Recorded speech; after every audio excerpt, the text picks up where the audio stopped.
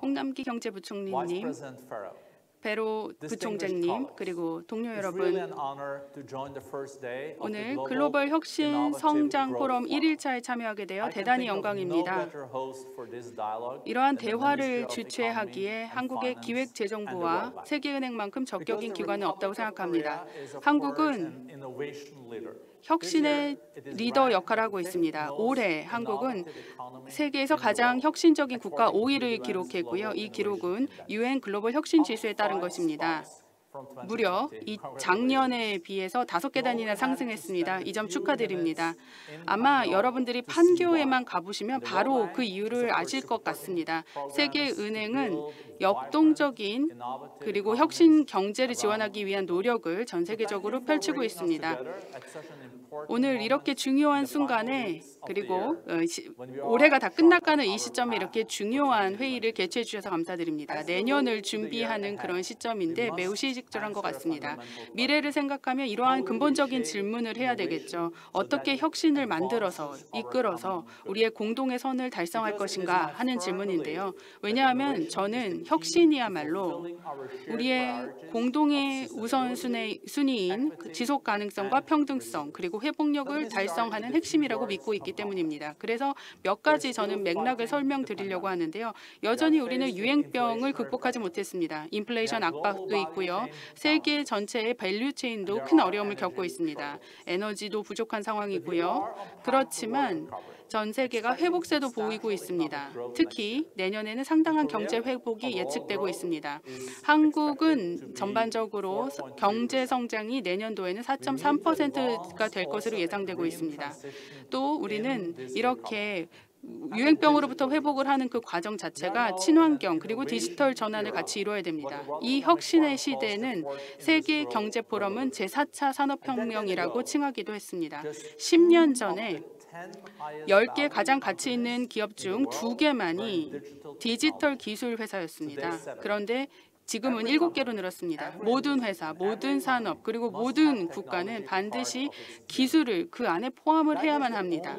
그래야만 사람들에게 서비스를 제공하고 지구 환경을 지킬 수 있기 때문입니다. AI만 있어도 온실가스를 4%나 줄일 수 있다고 합니다. 2030년까지요. 그리고 경제 전 세계적으로 2.5조 달러의 경제적 가치를 달성할 수 있기 때문에 이를 더욱 가속화해야 됩니다.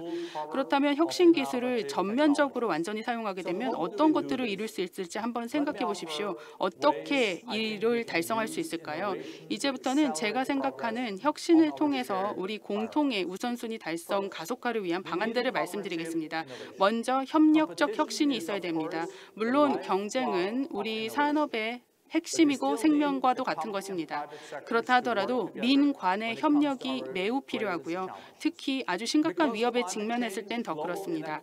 기후변화, 불평등, 그리고 유행병은 너무 복잡하고 너무 크기 때문에 한 국가나 한 회사가 혼자서는 해소할 수 없습니다. 또 안전하고 효과적인 코로나 백신을 10개월 만에 개발한 것만 보더라도 이것은 연구기관과 제약회사 그리고 정부가 함께 노력했기 때문이라는 것을 알 수 있습니다. 기업과 정부가 협력을 해서 특히 혁신면에 있어서 기업과 정부가 협력하는 것이 바로 세계경제 포럼에서 매일매일 강조하고 있는 것이기도 합니다. 전 세계 지도자들을 유행병에도 불구하고 디지털 액션 그룹으로 구성하고 또 내년 1월에 다보스에서 다시금 회의를 하는 이유도 바로 그런 것 때문입니다. 한국은 유행병 대응에 매우 좋은 모습을 보여줬고 협력도 보여줬습니다. 여러 테스트나 예방 그리고 백신 접종에 있어서 한국은 정부와 민간 기구의 협력을 통해서 질병의 확산을 억제하는 데 큰 효과를 보았습니다. 이제 두 번째 설명을 드리려고 합니다. 우리는 목적에 입각한 혁신이 필요합니다. 우리의 환경, 경제 그리고 사회적인 과제는 너무 시급하기 때문에 빨리 솔루션이 나타나야 줘야만 됩니다. 우리는 지도자들이 혁신적인 에너지를 보다 시급한 문제 해소에 쏟아붓기를 기대하고 있습니다. 그것이 바로 우리 지구를 살리는 것입니다. 파리 협약에 따르면 혁신을 가용하게 하고 혁신을 도모해서 기후변화를 해소하자라는 것을 강조하고 있습니다. 그래서 저는 저희 세계경제포럼이 존 케리 미 에너지 대사와의 파트너십을 통해서 퍼스트 무버 연합을 지난달 글래스고에서 열린 COP 회의에서 발족한 것을 매우 자랑스럽게 생각합니다. 현재 이 연합에는 30여 개의 선도적인 기업이 모여서 2030년까지 이산화탄소 배출 제로의 상품과 서비스만을 구매하기로 약속한 것인데요. 이를 위해서 이 연합은 이 회사들의 종합적인 구매력을 활용해서 저탄소 배출 기술을 위한 새로운 시장을 구축하려고 하는데 이는 매우 중요한 의미가 있습니다. 이러한 방식으로 이 연합은 혁신의 에너지를 전면적으로 충전하여 기업가와 개발자들이 이 수요를 충족할 수 있게 할 것으로 기대됩니다. 우리는 평등한 혁신이 필요합니다. 차세대 돌파 구조의 아이디어가 어디에서 나올지 아무도 모릅니다. 유엔의 혁신 지표에 따르면 지역 간의 격차는 도처에 존재하고 있습니다. 특히 혁신은 주로 매우 작은 숫자의 부유한 국가에 집중되어 있습니다. 즉 북미, 서유럽, 동아시아 등에 집중되어 있는 거죠. 안타깝게도 세계 인구의 절반은 인터넷을 쓰고 있지 못합니다. 우리의 공통의 문제를 해결하려면 기술에 대한 접근성이 더 널리 확대되어야 합니다. 그래서 올해 포럼이 에디슨 연맹을 창설한 것인데요. 민관의 이해관계자를 모두 한 곳에 모여서 디지털 접근권을 모든 인류에게 2025년까지 공급하기 위한 것입니다. 앞으로 해야 할 일이 매우 많습니다. 그렇다 하더라도 저는 굉장히 낙관적으로 바라봅니다. 왜냐하면 기술과 혁신은 너무나 강력한 도구이기 때문에 제대로 사용하기만 하면 가능하다고 생각합니다.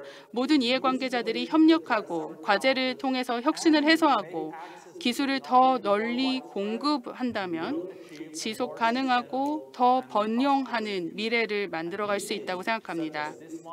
오늘과 같은 이 회의는 저에게 더 큰 희망을 심어주게 됩니다. 왜냐하면 정부, 기업, 전문가 간의 논의는 이러한 여정을 이끌어가는데 매우 큰 의미가 있기 때문입니다. 이 포럼에 막대한 영향력을 끼칠 수 있길 기대하고 또 한국의 혁신의 지도자들과 긴밀한 협력을 앞으로도 이어나가길 기대합니다. 감사합니다.